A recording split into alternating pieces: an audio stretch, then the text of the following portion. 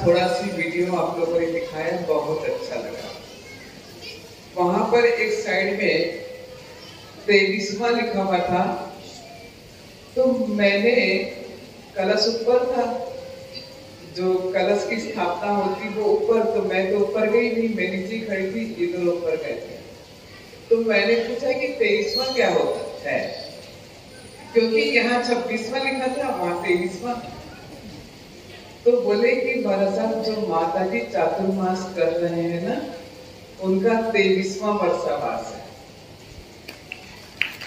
उनका 23वां वर्षावास है। और मैं जब नीचे खड़ी थी, कुछ व्यक्ति वहाँ खड़े थे, उन्होंने बताया कि महाराज साहब बहुत अच्छा प्रवचन है, बहुत अच्छे हैं, बहुत शांत हैं, सरल स्वभावी हैं और यानी समय को समझने वाले हैं, ऐसा सब उन्होंने बताया। हम मंदिर जी में भी मिले थे।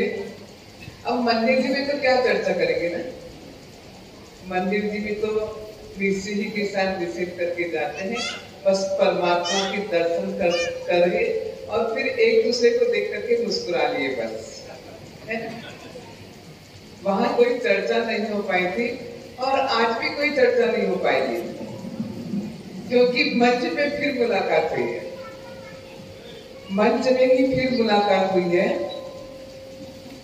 यहाँ नगर के नंदन कौन बोलिए, आचार्य उपंत परम पूज्य पीयूष सागर जी महाराज साहब अमृत बरस रहे हैं और उनकी ही बहन परम पूज्य प्रियंका सिद्धि महाराज साहब, प्रियंक करोती की प्रियंका।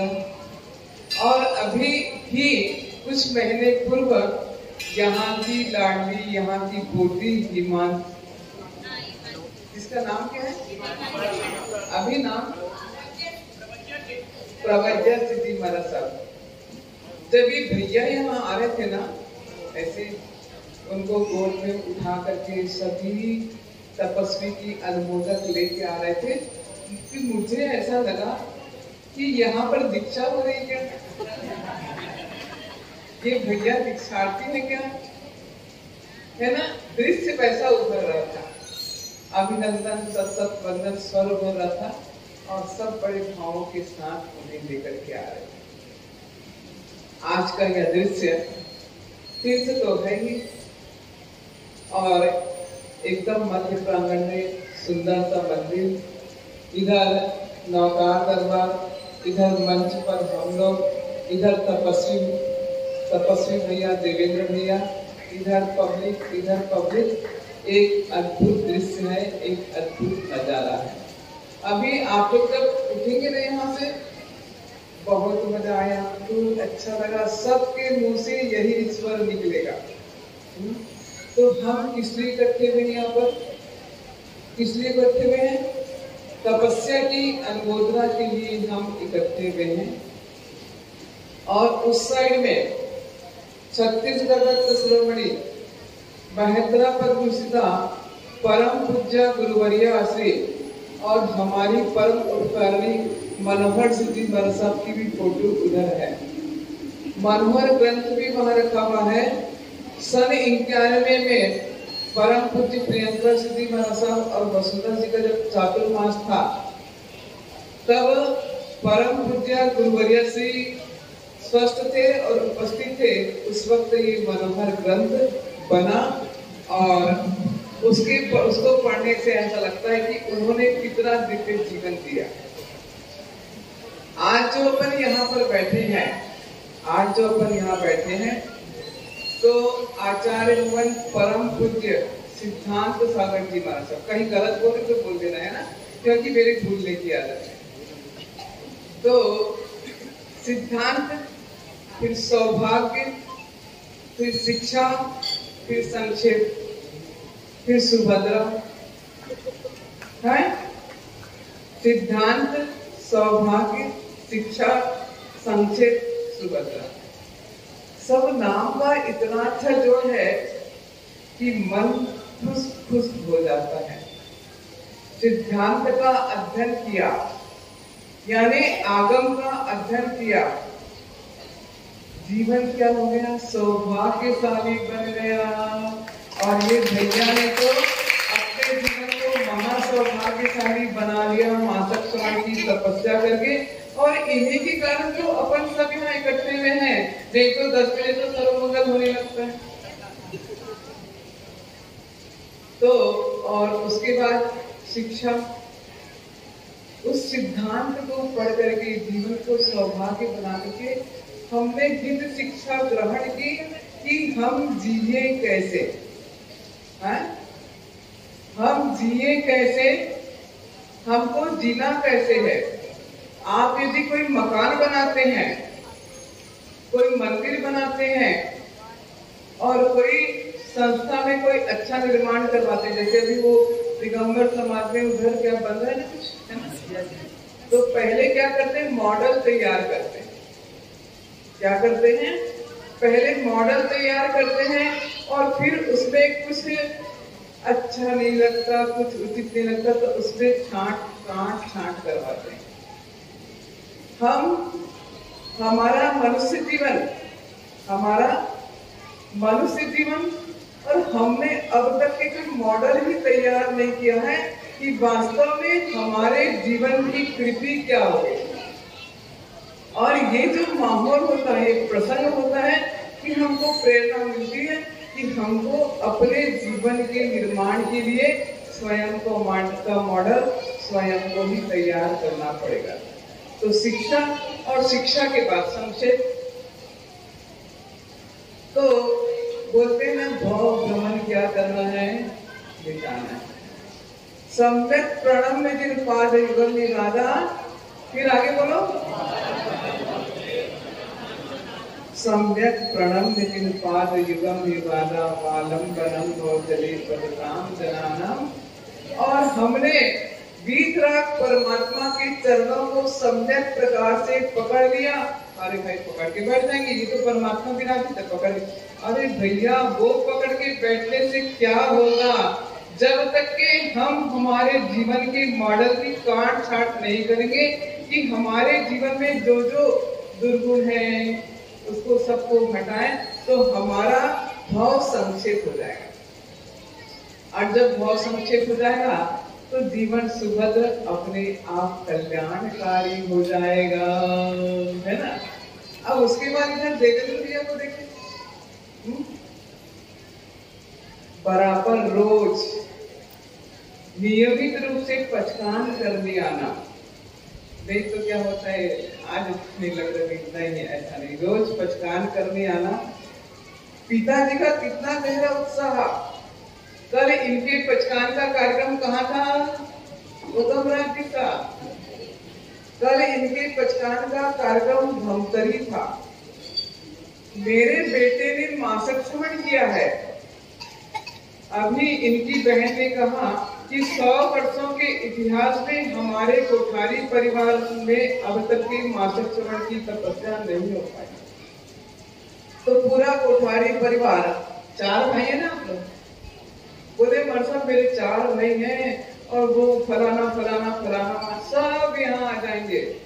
और सुबह से सब लगे हुए हैं। कितना जबरदस्त उत्साह। यहाँ पर भी आयोजन करना है। कई दिनों से जुड़े रहे, क्योंकि मेरे बेटे ने क्या किया है, अपने सिर छत्र प्रेम से भरा हुआ वातावरण दिखाई दे रहा है। आप सभी लोग अपने दोनों हाथों को जोड़ लेंगे, हमारे साथ चलेंगे। ओम नमः सिद्धेभ्यः, ओम नमः सिद्धेभ्यः,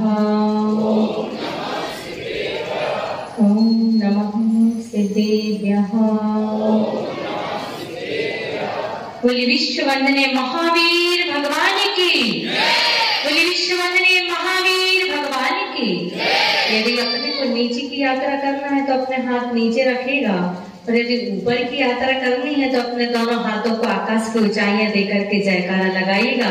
बोलिए तपस्वी सम्राट आचार्य सरस्वती सागर जी महाराज की, परम पूज्य गुरुदेव आचार्य सिद्धांत सागर जी महाराज की, अहिंसामयी जैन धर्म की।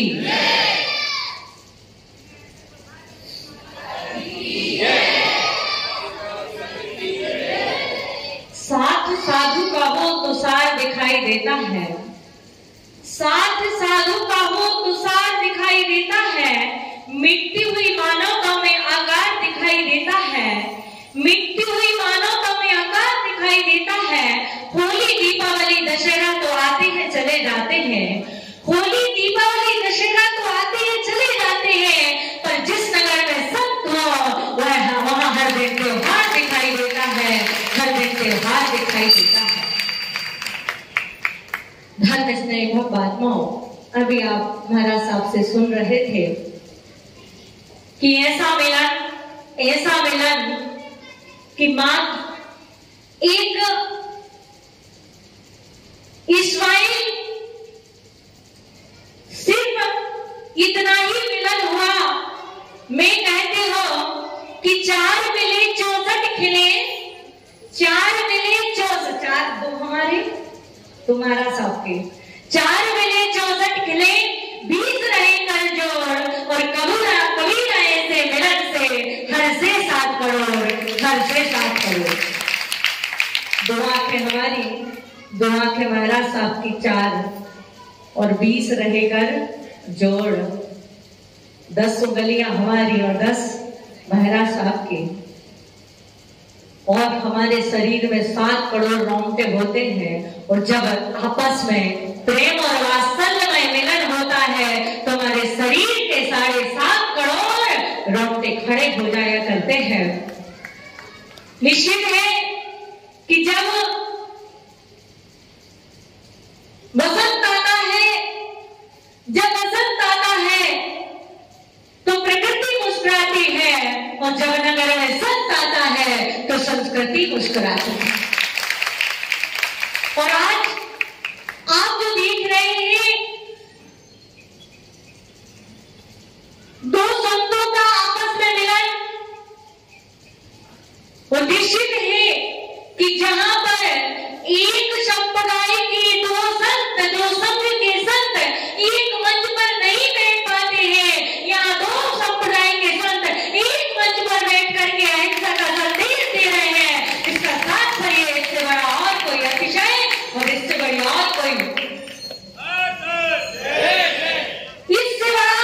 और कोई समाज के लिए एकता का संदेश नहीं जा सकता है। जब संत एक मंच पर बैठ जाते हैं तो समाज अपने आप एक मंच पर बैठ जाया करती है। जहां संत एक मंच पर नहीं, वहां समाज कैसे एक मंच पर हो सकती है, एक पंडाल में हो सकती है। तो संतों के मिलन से इस समाज के लिए एकता का बहुत बड़ा संदेश जाता है। क्योंकि हमारी जो जैन समाज है बहुत छोटी समाज है, बहुत अल्प समाज है, जिसके लिए अल्पसंख्यक का दर्जा भी मिल गया है। लेकिन हमें उस अल्प समाज को, यदि अल्प समाज एक होकर के रहती है, मुट्ठी बांध के रहती है, हमारी उंगलियां जो है कितनी है, कितनी उंगलियां? 5। कैसी है? अलग अलग है ना, ये उंगलियां अलग अलग है, इस पूरे पंजे की उंगलियां अलग अलग है। और यदि यही पंजा मुट्ठी बांध लेता है तो वह अलग अलग नहीं बल्कि एकता का प्रतीक, संगठन का प्रतीक और शक्ति का प्रतीक हो जाता है। इसलिए हमें समाज को बंटना नहीं है, क्योंकि आज तक हम बंटते जा रहे हैं, शुरू से बढ़ते आ रहे हैं। आदिनाथ से लेकर के महावीर तक बंटवारा नहीं हुआ, लेकिन महावीर के बाद हम क्या हो गए? बट गए। कोई दिगंबर में बटा, तो कोई श्वेतांबर में बटा, तो कोई मूर्ति पूजक में बटा, तो कोई इस्लामिकवासी में बटा, कोई 13 में बटा, तो कोई 20 में बटा। लेकिन मैं आप लोगों से कहती हूँ, यहाँ तक हम बटे कोई बात नहीं, लेकिन हमारे भगवान महावीर कहते हैं कि हम दिगंबर में बटे, सितंबर में बटे, इसमें बटे, उसमें बटे, 13 में बटे, 20 में बटे, सब में बटे, लेकिन कहीं ऐसा ना हो कि शाकाहारी जैन और मांसाहारी जैन में जिस दिन हम बढ़ जाएंगे उस दिन भगवान महावीर हमें माफ नहीं करेंगे। इसलिए हमें बटना नहीं, हमें सिमटना है, क्योंकि सिमटने में शक्ति है, बटने में शक्ति समाप्त है। आपके बाल यदि बिखरे हों तो आप कैसे लगते? कैसे लगते? तो महिलाएं तो बिल्कुल जगती जगदम्बा है। यदि इनके बाल बिखरे हों तो कैसे लगती है? और सुबह सुबह का टाइम हो, रात के सो के उठे हो और लाइट गोल हो गई हो और बिखरे बाल हो तो फिर कैसा लगती है? कई बार ऐसा होता है कि आदमी डर जाए, मतलब इतना भद्दा बना लगता है। क्यों?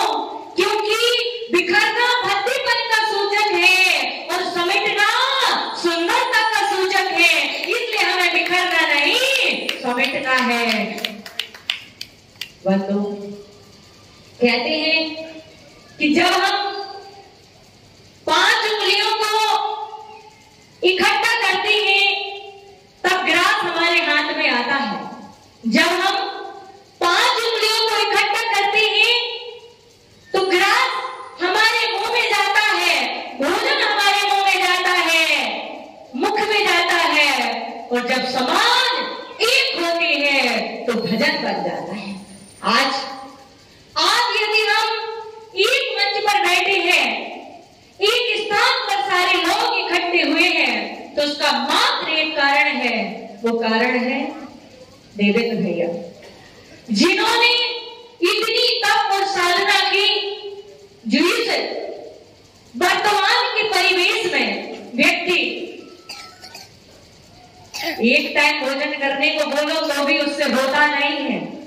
एक टाइम तो छोड़ दो, यदि किसी से कहा जाए कि बाहर होटल के खाने का त्याग कर दो, तब भी उसके अंदर समर्थ नहीं है कि मेरे से होता नहीं, बाहर जाना पड़ता है, यहाँ जाना पड़ता है, वहां जाना पड़ता है। इसलिए बाहर का होटल का खाने का भी त्याग नहीं हो सकता है।